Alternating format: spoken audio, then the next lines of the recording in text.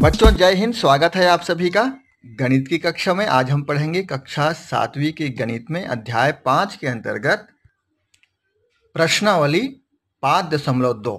निम्नलिखित को सरल कीजिए। सवाल आपको 1 से 9 तक दिया हुआ है। इनमें से कुछ सवालों को हल करेंगे और 1-2 सवाल आपके लिए छोड़ेंगे। तो आप यदि वीडियो को अच्छी तरह से देखते हैं, ध्यान से देखते हैं, समझते हैं, तो जो छोड़े हुए सवाल हैं उनको हल कर पाएंगे, ऐसा हमारा विश्वास है। तो चलिए शुरू करने जा रहे हैं प्रश्नावली 5.2। देखिए बच्चों, आपको पहला सवाल दिया हुआ है 2a धन 4 गुना a धन b, ये ब्रैकेट में है। इसको हल कैसे करेंगे? यहाँ पर हमारा काम होगा सिर्फ ब्रैकेट को हटाना है। ये जो कोष्ठक दिया हुआ है उसको हटाना है, सवाल सरल हो जाएगा। चलिए शुरू करते हैं। 2a धन इस 4 को a के साथ गुना करेंगे, फिर इस 4 को 5b के साथ भी गुना करेंगे और लिख लेंगे चिन्हों के साथ। यहाँ पर धन चिन्ह है, यहाँ पर भी धन चिन्ह है। a के सामने कुछ नहीं है, मतलब वहाँ पर भी धन चिन्ह है, इसलिए ज़्यादा घबराने की आवश्यकता नहीं है। जैसा है वैसा लिखेंगे। 4 गुना a हो जाएगा 4a, यहाँ धन धन 4 गुना 5b, 4 और 5 गुना होगा 4 पंचे 20b। अब देखिए 2a और 4a ये दोनों सजातीय हैं, ये दोनों एक ही जाति के हैं। देखिए 2a है, इसमें भी a है, तो दोनों जुड़ जाएगा। तो 2a और 4a दोनों मिला कितना हो गया? 6a धन 20b। अब देखिए ये b और a दोनों अलग अलग चर हैं, अलग अलग जाति के चर हैं, इसलिए दोनों नहीं जुड़ेंगे। इसको ऐसे ही रहने देंगे और कुछ नहीं करेंगे। यही हमारा आंसर है ना? बहुत सरल।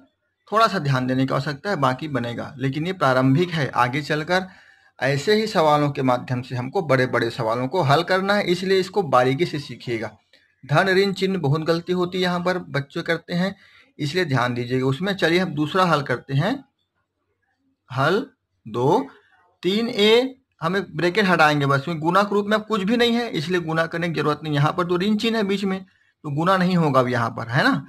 तो चलिए 3a ऋण 4b, अब कोष्ठक हटा दे रहे हैं, अब ऋण को यहाँ पर लिख रहे हैं। इसका ऋण है ऋण 2b। अब देखिए बच्चों, ये दोनों सजाती हैं, एक ही जाति के हैं, इसलिए ये जुड़ेगा या घटेगा जैसा भी चिन्ह है उसके अनुसार। तो देखिए चिन्ह क्या दिया इसमें, यहाँ पर भी ऋण है, यहाँ पर भी ऋण है, और आप जानते हैं ऋण और ऋण जुड़ता है। तो ऋण 4 और ऋण 2 दोनों जुड़ेगा, क्या हो जाएगा? ऋण 6। ऋण और ऋण जुड़ता है लेकिन चिन्ह ऋण ही रहता है, तो ऋण 4 ऋण 2 दोनों जुड़ गया, ऋण 6 हो गया, b का b, ऋण 6b। तो उत्तर कितना आया? 3a ऋण 6b। अब दोनों अलग अलग जाति के हैं, इसलिए अब ये आगे इसको कुछ नहीं करेंगे, यही हमारा आंसर है। चलिए आगे देखते हैं। चलिए देखते हैं प्रश्न क्रमांक 3। यहाँ पर हल लिख लेते हैं पहले। देखिए 4x धन 3, फिर बीच में ऋण चिन्ह है, दूसरे कोष्ठक में 2x धन 3 है। तो अब यहाँ पर क्या होगा? ये जो ऋण चिन्ह है मतलब ऋण 1 है, यहाँ पर कुछ नहीं है, मतलब 1 है, उसी का यहाँ इसके साथ गुना होगा और इसका इसके साथ गुना होगा। कैसे गुना होगा चलिए देखते हैं। हल ये 4x धन 3 वैसे की वैसे रहेगा, इसमें कुछ नहीं करना है। और यहाँ पर देखिए ये ऋण 2x के साथ गुना होगा, तो ऋण 2x हो जाएगा ये। फिर यही ऋण धन 3 के साथ गुना होगा, तो ये हो जाएगा ऋण 3। आप बोलेंगे यहाँ पर तो कुछ नहीं लिखा है, फिर ऐसे कैसे होगा? तो ऋण चिन्ह तो अंदर जाएगा कोष्ठक के अंदर, है ना? तो ऋण यहाँ जाएगा तो इसको ऋण कर देगा, ये ऋण यहाँ जाएगा इसको ऋण कर देगा। चलिए अब आगे देखिए, ये अंक है केवल और ये भी अंक है, ये धन में है और ये ऋण में है। ये x वाले पद हैं, ये x वाले पद दोनों की जगह लिख लेंगे एक स्टेप और। 4x ऋण 2x धन 3 ऋण 3। तो देखिए अब इसमें दोनों में जोड़ना घटाना होगा और इन दोनों में जोड़ना घटाना जो भी है वो होगा। तो 4x में 2x से घटाएंगे कितना बचेगा? 2x, और ये दोनों क्या हो जाएगा? धन 0। इसलिए हमारा उत्तर आएगा बच्चों 2x। कितना आएगा उत्तर? 2x। चलिए एक सवाल और देखते हैं यहाँ पर।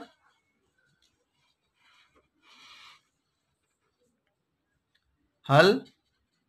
चौथा सवाल है, अब ये देखिए बाहर 2 है और ब्रैकेट में पूरे इतने 5x धन 3 ऋण 4x धन 2, ये पूरा है।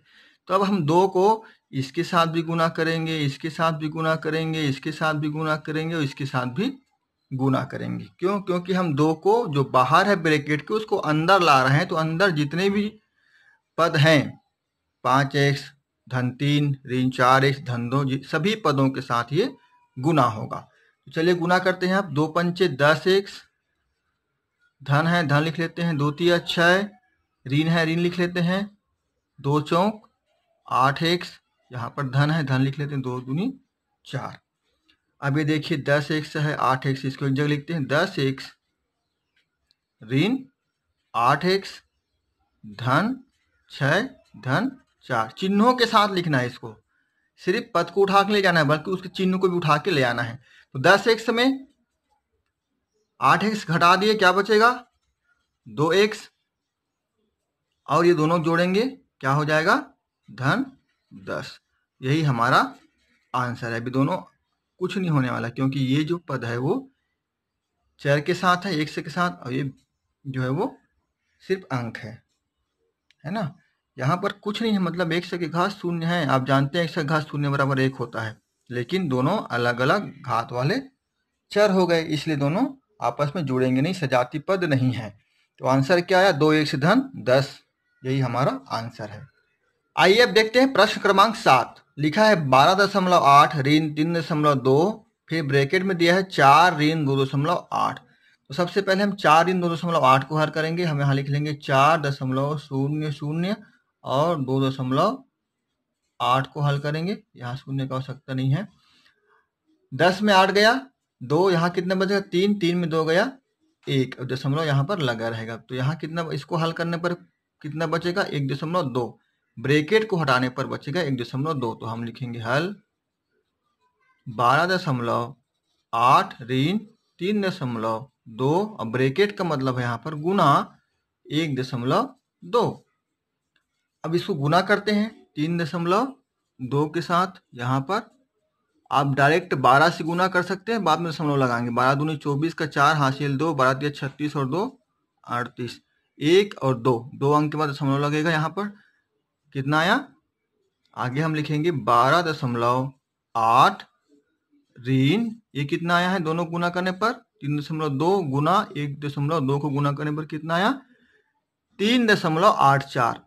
3.84। दशमलव के बाद वाले अंकों को हम एक साथ नहीं पढ़ते, 84 नहीं पढ़ेंगे, हम इसको पढ़ेंगे 3.84। चलिए 12.8 में ऋण 3.84 यानी घटाते हैं। यहाँ पर 3.84 को कैसे घटाएंगे? देखिए 12.8, इधर एक शून्य बढ़ा लेंगे, लिखेंगे 3.84। बच्चों यहाँ पर हम 10 में 4 घटाएंगे, बचेगा 6, यहाँ पर 7 बचा है, 17 में 8 गया 9, यहाँ पर कितना बचा? 8, 8 में 3 गया, यहाँ पर बचा 11, 11 में 3 गया 8। तो हमारा उत्तर हो जाएगा यहाँ पर 8.96, यही हमारा आंसर है। चलिए अब आगे बढ़ते हैं। देखिए प्रश्न क्रमांक 9, इसमें 3/4 धन 11/19, ब्रैकेट में 6/11 धन 7/22। तो ये 11/19 इसके साथ भी गुना होगा और इसके साथ भी गुना होगा, ब्रैकेट हटाएंगे तो। चलिए हटाते हैं ब्रैकेट को। 3/4 धन 11/19, यहाँ पर गुना हो जाएगा, ये दोनों गुना होगा 6/11। फिर यहाँ भी धन है, यहाँ भी धन है, इसलिए हम लिखेंगे यहाँ पर धन 11/19 गुना होगा किसके साथ? 7/22 के साथ। ठीक है, यहाँ तक क्लियर है आप लोगों को? चलिए अब देखिए क्या हो रहा है। यहाँ पर ये दोनों गुना के रूप में है, तो ऊपर में यहाँ पर 11 है, नीचे यहाँ पर 11 है, दोनों कट जाएगा। यहाँ पर 11 है, यहाँ पर 11 दूनी 22, ये कट जाएगा। अब जो बचा उसको हम आगे लिखेंगे बच्चों। चलिए लिखते हैं 3/4 धन, यहाँ पर क्या बचा? 6/19, यहाँ पर क्या बचा? धन 7/19 दूनी 38, 7/38। ये बचा, ये 19 को 2 से गुना कर देंगे जो बचा है उसको। ठीक है, अब चलिए आगे हल करते हैं। इन सभी का हम कॉमन निकालेंगे। 4, 19 और 38 का कॉमन निकालना आप जानते हैं, आप चाहे तो अलग से निकाल सकते हैं, हम सीधे सीधे बता रहे हैं आपको। इसका कॉमन आएगा 4, 19, 38 का 76, 76, 76। अब 4 से 76 को भाग देंगे, कितने बार में जाएगा? 19 बार में। 19 चौक 76, तो 19 को 3 से गुना करेंगे, 19 तिया 57 हो जाएगा ये, धन 19 से 76 को भाग दीजिए, 4 बार में गया, 4 को 6 से गुना करेंगे, 6 चौक 24, धन 38 से 76 को भाग देंगे, 2 बार में जाएगा, 2 को 7 से गुना करेंगे, 7 दूनी 14। अब हम इसे जोड़ लेंगे, नीचे 76 के 76 रहेगा, 4 4 8 7, 15 का 5 हासिल 1, तो 1 और 2 3 4 और 5 9, ये आ गया 95/76। अब ये 95/76 19 से भाग जाएगा, कटाएंगे हम 19 से इसको, तो 19 पंचे 95 और 19 चौक 76, ये हमारा उत्तर आ गया यहाँ पर 5/4। ये हमारा आंसर है। यदि हम इसको चाहें तो एक स्टेप और आगे ले जा सकते हैं। कैसे होगा देखिए, यहाँ पर इसको हम मिश्र भिन्न में बदल सकते हैं।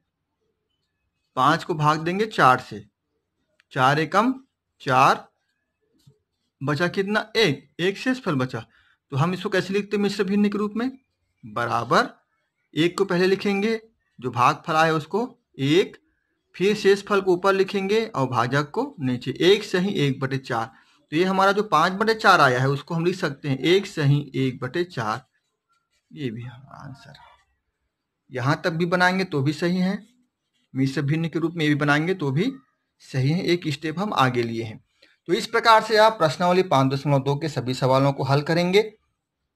नियम से चलेंगे तो आपका कोई भी सवाल गलत नहीं होगा। ये प्राथमिक स्तर है, आगे चल के ऐसे ही सवालों के साथ बड़े बड़े सवालों को हल करना है, इसलिए अध्याय 5 के सभी सवालों को आप ध्यान से हल करेंगे तो आगे की कक्षाओं में गणित आपको सरल लगने वाली है। मिलेंगे 5.3 में एक नई वीडियो के साथ, तब तक के लिए आप सभी को जय हिंद, नमस्कार।